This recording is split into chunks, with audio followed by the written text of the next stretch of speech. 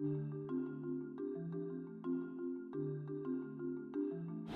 Africa, I went to Tanzania, which is right here. This is just one of the posters from an Upfront magazine that I hung up just because kids always ask.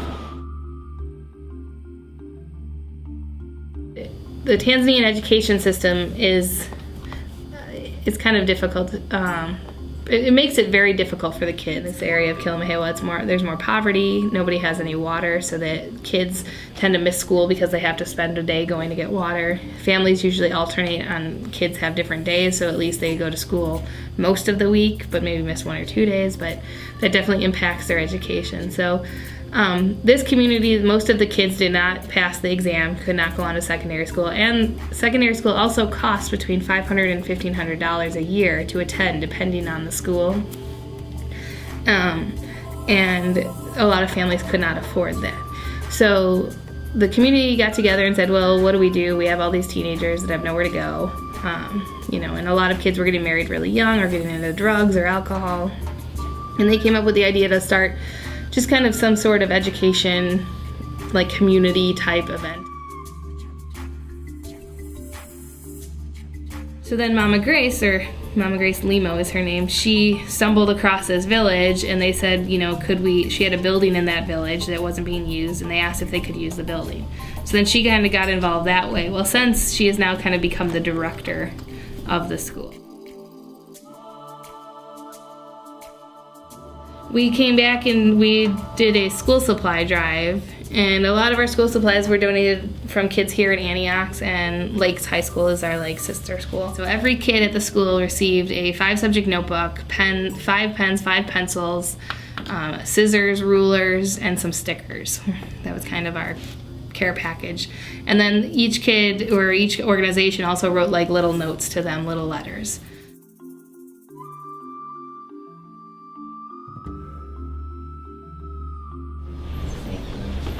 We had a lot of donations of bridesmaids dresses, and we also had a lot of donations of prom dresses.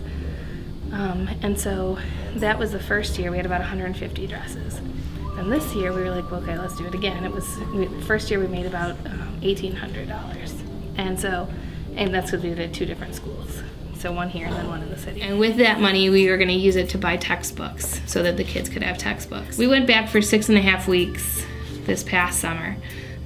With our money, we purchased textbooks. So we bought enough English and math textbooks for every kid, and then we bought business textbooks and communication textbooks, but we were only able to buy 10 of each of those with the money. So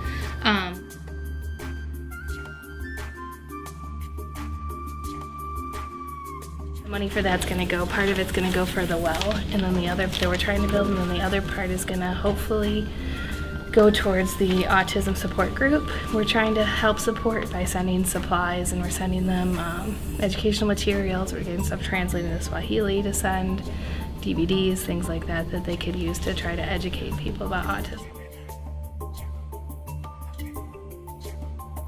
I think it's unbelievable that she spends her summers in Africa. I mean, that's so nice. I mean, she teaches and she doesn't have to. She can just stay here, have vacation, but she goes there and teaches them. So I don't know, I think it's really nice. She can explain to us how bad they have it in comparison to us, and how much we can give to them and make things better for them.